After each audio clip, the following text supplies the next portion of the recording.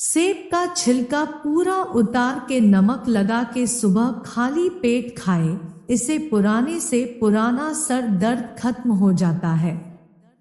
2-3 नींबू का रस ठंडे पानी में मिलाकर पिएं। ये मासिक धर्म में दर्द से तुरंत आराम देता है।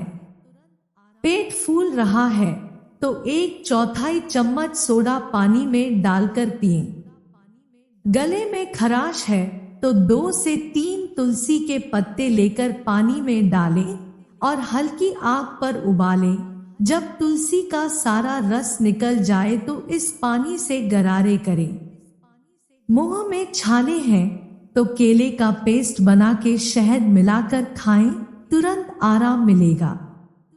हाई ब्लड प्रेशर है तो सुबह रोजाना दूध के साथ आंवला खाएं।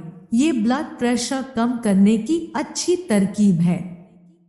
दम, अस्थमा है तो 1 बड़ा चम्मच शहद और आधा चम्मच दालचीनी मिलाकर खाएं।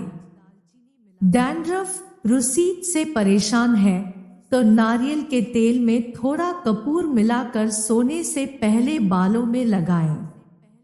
चेहरे पर काले घेरे हैं तो ऑरेंज जूस में ग्लिसरीन मिलाकर लगाएं। मिर्ची पाउडर को डब्बे में भरने से पहले थोड़ी हींग डाल दे, कभी कीड़े नहीं पड़ेंगे।